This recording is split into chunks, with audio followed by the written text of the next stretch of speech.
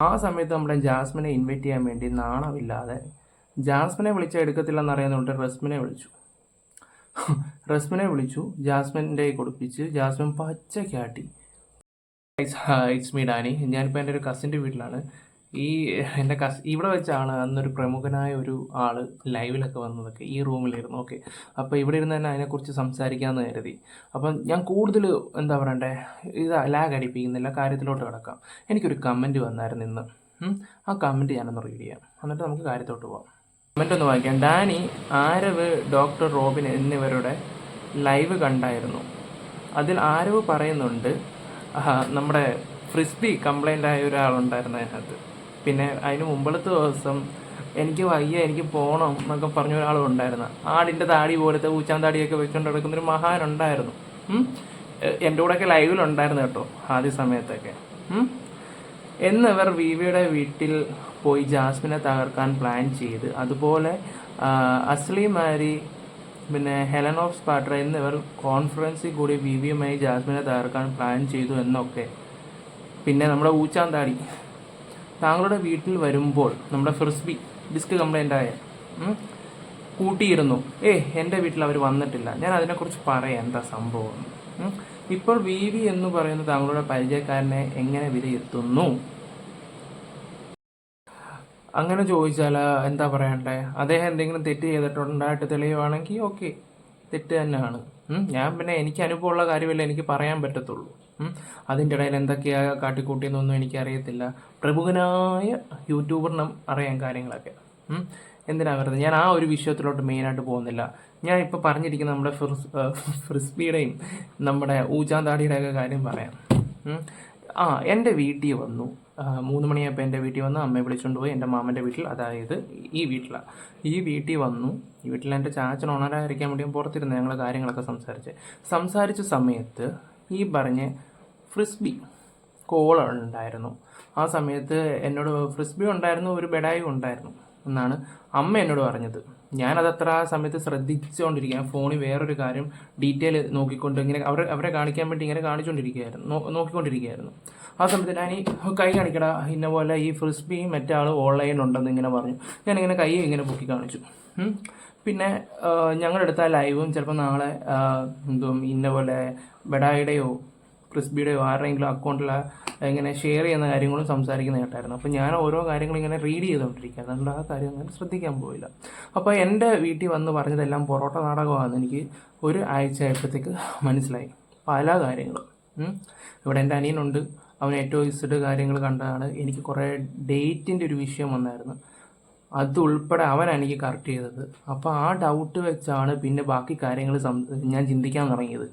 പിന്നെ കുറേ തെളിവുകളും പിന്നെയും കിട്ടി. എൻ്റെ വീട്ടിൽ വന്ന് പറഞ്ഞതെല്ലാം കള്ളമാണ്, അതാണ് സംഭവിച്ചത്. അപ്പോൾ ഈ പറയുന്ന തൊട്ട് ഈ ഊച്ചാന്താടിയും ഈ ഫ്രിസ്ബിയും കൂടെ ഇപ്പം ജാസ്മിൻ്റെ വീട്ടിലെ ഒരു യൂട്യൂബറിനെ കാണാൻ പോയെന്ന് പറയുന്നു. ജാസ്മിൻ്റെ വീട്ടിലല്ല, ജാസ്മിൻ്റെ അടുത്തുള്ള ഭാഗത്തൊക്കെ പോയി. അത് അങ്ങനെ പോവുകയാണെങ്കിൽ മീൻസ് ഒരു 3-4 ദിവസം മുമ്പ്, ഇപ്പം ഇന്ന് ആ സോഷ്യൽ മീഡിയയിൽ ചർച്ച തുടങ്ങിയിട്ട് 3-4 ദിവസം മുമ്പ് ഞാൻ അറിഞ്ഞ കാര്യമാണ് ഇതൊക്കെ. അങ്ങനെ പോയിട്ട് 100% ഷുവറാണ് അത് പോവും. കാരണം ഒരു നാണവും മാനവും ഇല്ലാത്ത ഒരാളാണ്. സീരിയസ് ആയിട്ട് പറഞ്ഞാൽ ഒരു നാണവും മാനവും ഇല്ല, പോവുകയും ചെയ്യും. ഇതെല്ലാം ഒപ്പിച്ച് വെച്ചിട്ടുള്ളത് അദ്ദേഹം തന്നെയാണെന്ന് വിശ്വസിക്കാം, 100% വിശ്വസിക്കാം. ഓക്കെ, ഒരു ഷോ ആയിട്ട് കാണണം. പുറത്തിറങ്ങിക്കഴിഞ്ഞിട്ട് എല്ലായിടത്തും ചെന്നിട്ട് നമ്മുടെ ഊച്ചാന്താടി ആവശ്യമില്ലാത്ത കാര്യങ്ങളെല്ലാം വിളിച്ച് വാരി പറയുകയൊക്കെ ചെയ്യുന്ന കാര്യങ്ങൾ എല്ലാവർക്കും അറിയാം. 1-2 ഇൻ്റർവ്യൂ പറയുന്ന പോലെയല്ല, ഇതൊരു 10-12 ഇൻ്റർവ്യൂവിലെങ്കിലും നെഗറ്റീവ് അടിച്ച് കാണും. നിങ്ങൾ തന്നെ പറ, ആണോ അല്ലയോ? ഏറ്റവും വലിയ ദ്രോഹമാണെന്നേ ഞാൻ പറയും. കാറിത്തുപ്പേണ്ട ഒരവസ്ഥ പോട്ടെ, ഒരാണിങ്ങനെയൊക്കെ പോകുന്നു. ഒരു പെണ്ണിനെ തകർക്കാൻ വേണ്ടി ഒരു പെണ്ണും കൂടെ നിൽക്കുമ്പോൾ അവസ്ഥയൊന്ന് ആലോചിച്ച് നോക്കുക. അപ്പം ഈ പറയുന്ന ഫ്രിസ്ബിയുടെ കാര്യം ഞാൻ ആലോചിക്കുന്നത് വെച്ചാൽ, ഒരു ഇൻ്റർവ്യൂ കണ്ട് എനിക്ക് പണ്ട് വിഷമം തോന്നിയൊരു കാര്യം എന്ന് പറഞ്ഞാൽ, ബിരിയാണി കഴിക്കാൻ വേണ്ടി കൊതിച്ചിട്ടുള്ള എന്ന് വെച്ചാൽ ബുദ്ധിമുട്ട് അറിഞ്ഞിട്ടുള്ള ഒരാളാണ്. ബുദ്ധിമുട്ട് ആ ആൾ ഇതൊക്കെ കാട്ടിക്കൂട്ടുമെന്നൊക്കെ ഓർക്കുമ്പോഴാണ് നമുക്ക് ഏറ്റവും കൂടുതൽ സങ്കടം വരുന്നൊരു കാര്യം. അപ്പം നമ്മുടെ ഊച്ചാന്താടിയും ഫ്രിസ്ബിയുടെയും കാര്യം ഞാനീ പറയുന്നത്. ഫ്രിസ്ബിയുടെ ആണ് ലൈഫിലെ ഈ ഞാൻ പറഞ്ഞില്ലേ ബിരിയാണിയുടെ. ഓക്കെ, പിന്നെ ഏറ്റവും രസകരമായിട്ടുള്ള കാര്യങ്ങൾ, നമ്മുടെ ഊച്ചാന്താടിയുടെ ഒരു പ്രോഗ്രാം ഉണ്ടായിരുന്നു ഈ അടുത്ത സമയത്ത്, 1-2 ദിവസം മുമ്പ്. ആ സമയത്ത് നമ്മുടെ ജാസ്മിനെ ഇൻവൈറ്റ് ചെയ്യാൻ വേണ്ടി നാണമില്ലാതെ ജാസ്മിനെ വിളിച്ചാൽ എടുക്കത്തില്ലെന്ന് അറിയാവുന്നതുകൊണ്ട് റസ്മിനെ വിളിച്ചു, ജാസ്മിൻ്റെ കൊടുപ്പിച്ച് ജാസ്മിൻ പച്ചയ്ക്കെന്ന് വെച്ചാൽ നല്ല രീതി ആട്ടി ഇത്രയൊക്കെ നീയൊക്കെ ഒപ്പിച്ച് വെച്ചില്ലേ, എന്നിട്ട് നിനക്ക് വിളിക്കാൻ നാണമില്ലല്ലെന്ന് ചോദിച്ചു. അപ്പോൾ പറഞ്ഞ് നാവുണ്ടായിട്ട് അങ്ങണ്ടാന്ന്. അപ്പോൾ ഒന്ന് ആലോചിക്കുക, ഇവനെ ഒരു ഉളുപ്പില്ലെന്നുള്ള നിങ്ങൾക്ക് തന്നെ ഞാൻ പറയട്ടെ, നമ്മൾ ഒരാളെ ഷോയിൽ കാണുന്ന പോലല്ല, അതെനിക്ക് അനുഭവം ഉണ്ടോണ്ടാണ് ഞാനീ പറഞ്ഞത്. ഡൈ ഹാർഡ് ഫാൻ ബോയ് തന്നെയാണ് പറയുന്നത്. ഒരു ഉളുപ്പില്ലാത്തവൻ, എന്ത് കാര്യം ഉണ്ടെങ്കിലും വളച്ചും തിരിച്ചും ഇവനെ സപ്പോർട്ട് ചെയ്യാൻ കുറേ എണ്ണം. ഞാനൊരു സീരിയസ് ആയിട്ടൊരു കാരണം, ഈ സപ്പോർട്ട് ചെയ്യാൻ ചെല്ലുന്നവർ അവസാനം പെട്ടു പോത്തേ ഉള്ളൂ. ഞാൻ സീരിയസ് ആയിട്ട് പറയാം. ഏറ്റവും കൂടുതൽ എനിക്ക് വിഷമം വന്നത് കഴിഞ്ഞ വർഷത്തെ ഒരു ആൾ, അദ്ദേഹം പ്രസ് മീറ്റിൽ പറഞ്ഞൊരു കാര്യം എന്ന് പറഞ്ഞാൽ, എനിക്കിവനെ വിശ്വാസമാണ്, എനിക്ക് ഭയങ്കര വിശ്വാസമാണ്. കാരണം എനിക്ക് ഇവൻ്റെ തെളിവും കാര്യങ്ങളൊന്നും വേണ്ട, ഇവൻ അവിടെ വർക്ക് ചെയ്ത ആളാണ്, എനിക്ക് അവനെ വിശ്വാസമാണ്. അദ്ദേഹത്തിൻ്റെ കാര്യം ഓർക്കുമ്പോഴാണ് എനിക്ക് ഏറ്റവും കൂടുതൽ സങ്കടം വരുന്നത്. ഒരിക്കലും വിശ്വസിക്കരുത് ഇതുപോലൊരുത്തനെ. ഇപ്പോൾ ഒന്ന് ആലോചിച്ച് നോക്കിയേ, എല്ലാത്തിനും കുത്തിത്തിരിപ്പും കാര്യങ്ങളൊക്കെ ഉണ്ട്. ഇപ്പം തന്നെ ആരവ് അത് ഓപ്പണായിട്ട് തുറന്നു പറഞ്ഞു, ഇന്ന 2 വ്യക്തികൾ അവിടെ പോയിട്ടുണ്ട്. അല്ലെങ്കിൽ അതിൻ്റെ ഒരു എക്സ്പ്ലനേഷൻ എന്താ, ഇവനെ കൊണ്ട് പറ്റുമോ? ഒരു കാര്യം ഞാൻ തുറന്നു പറയാം, പ്രമുഖരായിട്ട് വന്നവർ ഇവൻ്റെ കാര്യങ്ങൾ വിളിച്ച് പറഞ്ഞതിലെ A to Z കാര്യങ്ങൾ 95% ശരിയാണ്. കാരണം അത്രയും കാര്യങ്ങൾ ഞാനും കറക്റ്റ് അറിഞ്ഞിട്ടുള്ള കാര്യങ്ങളാണ്. ബാക്കി 5% ഞാൻ കേട്ടിട്ടില്ല.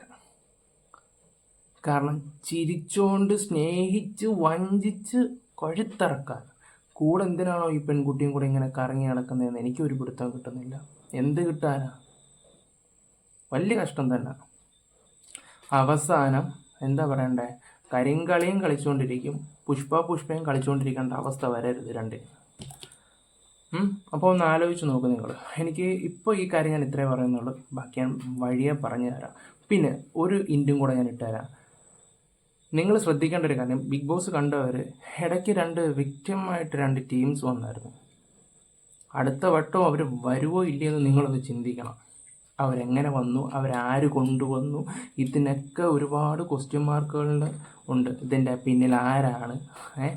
നിങ്ങൾ ജനങ്ങൾ ഒരുപാട് ആൾക്കാർ മണ്ടരാവുന്നുണ്ട്. ഇത് എന്നെപ്പോലെ ഒരുത്തം വിളിച്ചതൊക്കെ പറയുമ്പോൾ നിങ്ങൾക്ക് തെളിവ് മുഖ്യം, തെളിവ് മുഖ്യം. അല്ല ഞാൻ എന്തോ പറയാനാ, കുറേ കാര്യങ്ങളൊക്കെ കൊണ്ടുവരാം, സമയം എന്താ അത്ര എനിക്കിപ്പോൾ പറയാൻ പറ്റും. കാരണം ഞാൻ ഒറ്റയ്ക്കാണ് നിൽക്കുന്നത്. എനിക്കങ്ങനെ സപ്പോർട്ടായിട്ട് നിൽക്കുന്നവരെ എനിക്ക് ചിലപ്പം വിശ്വസിക്കാൻ പറ്റാത്തൊരു സിറ്റുവേഷനാണ്. Okay guys, bye, love U.